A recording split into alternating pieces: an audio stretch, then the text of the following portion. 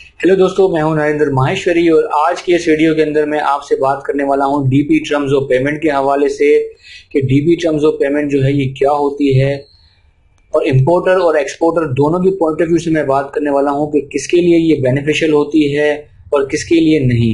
इससे पहले जो दो वीडियोस हमने बनाए उसके अंदर हमने बात की थी एडवांस पेमेंट और एलसी के हवाले से, पूरी डिटेल के साथ हमने सब चीज़ें समझाया था।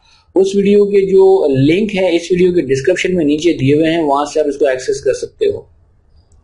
तो आज का जो टॉपिक है डीपी यानी डॉक्यूमेंट अगेंस्ट पेमेंट को हम डिस्कस करेंगे कि भाई आखिर ये क्या चीज है, पेमेंट आपको कब मिलेगी।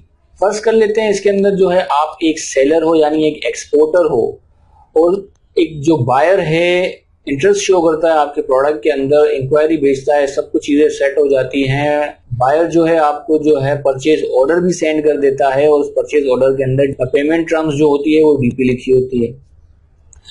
अब क्या होता है, पूरा स्टेप बाय स्टेप प्रोसेस उसको हम डिस्कस करते हैं कि जैसे ही आपको ऑर्डर मिल गया, परचेज ऑर्डर आपके पास आ गया, अपनी प्रोडक्शन स्टार्ट करवाते हो, सब जो कार्गो रेडी होने के बाद जो है आप फॉर्मिंग की रिक्वेस्ट डालते हो बैंक में विबोक के थ्रू। वो आप कैसे डाल सकते हो इसके ऊपर भी हमने ऑलरेडी एक वीडियो बनाया हुआ है। विबोक में आप फॉर्मिंग जो है आप कैसे डाल सकते हो, उस वीडियो का लिंक भी इस वीडियो के डिस्क्रिप्शन में हमने मेंशन कर दिया है, उसको भी एक्सेस करके आप देख लो। फॉर्मिंग जो है वो फॉर्मिंग जो रिक्वेस्ट है विबोक के थ्रू बैंक के पास जाएगी, बैंक उसको एक्सेप्ट कर देगी। एक्सेप्ट करने के बाद जो है वो कस्टम क्लियरेंस का प्रोसेस वहीं से स्टार्ट हो जाएगा। जो भी एजेंट अगर आपने हायर किया कस्टम क्लियरिंग एजेंट जो है वो क्लियरेंस वगैरह करवाने के बाद सब चीजें जो है वो शिपिंग लाइन को हैंडओवर हो जाती हैं। और जैसे ही आपका कार्गो जो है यहाँ से मूव हो जाता है, वेसल पर चढ़ जाता है, वो चला जाता है, तो शिपिंग लाइन जो है वो बीएल जो है वो इशू करती है। अगर आपने कोई फ्रेट फॉरवर्डर हायर किया है तो आपका फ्रेट फॉरवर्डर वो बीएल आपको लेकर देगा। अगर आपने डायरेक्ट शिपिंग लाइन से डील की है तो आपको शिपिंग लाइन जो है ओरिजिनल बीएल देगी। अब क्या होगा, अब जो है वो सारे डॉक्यूमेंट आप जो इकट्ठा करोगे। सबसे पहले डॉक्यूमेंट होगा वो ओरिजिनल बीएल जो आपको मिल गई शिपिंग लाइन से, इनवॉइस, पैकिंग लिस्ट, और वो तमाम डॉक्यूमेंट आपको इकट्ठा करने होंगे। रिक्वायर्ड डॉक्यूमेंट जो परचेज ऑर्डर के अंदर मेंशन है वो सारे डॉक्यूमेंट जो है आप जमा करके बैंक में जाओगे, अपनी बैंक के अंदर वो सारे डॉक्यूमेंट जमा कर दोगे, सबमिट करवा दोगे।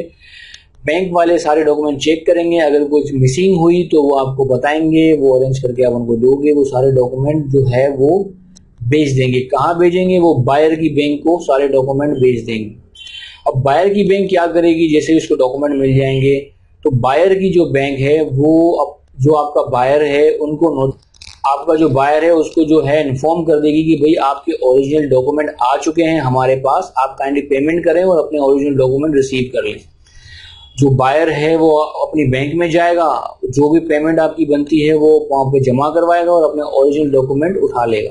तो दोस्तों यही है डीपी, डॉक्यूमेंट अगेंस्ट पेमेंट का मतलब यही होता है कि पेमेंट तब मिलेगी जब ओरिजिनल डॉक्यूमेंट जो है बायर उठाएगा। मतलब एक हाथ ले और एक हाथ दे वाली पॉलिसी है यहाँ पे डॉक्यूमेंट अगेंस्ट पेमेंट। अब हम बात करते हैं एक्सपोर्टर के पॉइंट ऑफ व्यू से कि क्या एक्सपोर्टर के लिए डीपी जो है बेनिफिशियल है कि नहीं है।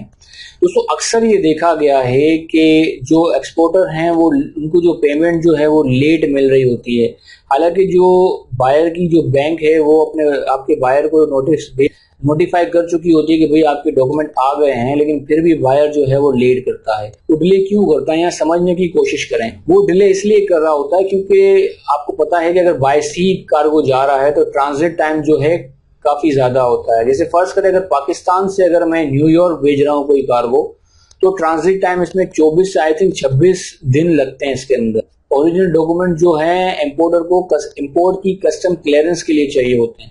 उसका कार्गो अभी तक नहीं पहुंचा तो वो इतनी जल्दी डॉक्यूमेंट उठा के क्या करेगा, तो इसीलिए वो डिले करता है। जैसे ही आपका कार्गो जो है वहां पर डेस्टिनेशन में पहुंच जाता है, उस पोर्ट पे पहुंच जाता है जहां उनको जाना होता है, तो फिर बायर जाता है बैंक में पेमेंट देके वो सारे डॉक्यूमेंट उठा लेता है। इससे पहले वो डिले करता है। सब तो ऐसा नहीं करते, लेकिन अक्सर देखा गया है कि जो ट्रांजिट टाइम होता है तो वो उतने दिन वो डिले करते हैं।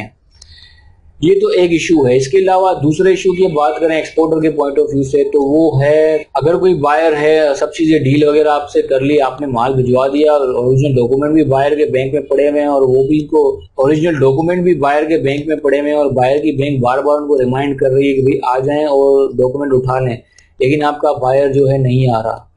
और एट द एंड आपको पता ये चलता है कि आपका बायर जो है वो आपका कार्गो रिसीव ही नहीं करना चाहता, वो तो मुकर गया, आप उसको तो वो चाहिए ही नहीं, तो फिर आप क्या करोगे। लीगल लॉज भी, इंटरनेशनल लॉज है ना, इतने स्ट्रांग नहीं है कि आप उनसे फाइट कर सको। तो ये एक बहुत बड़ा ड्रॉबैक है, इसलिए हम मना करते हैं एक्सपोर्टरों को इनिशियली स्टेज के अंदर जो है आप डीपी के साथ ना जाओ, ये एक बहुत बड़ा रिस्क है।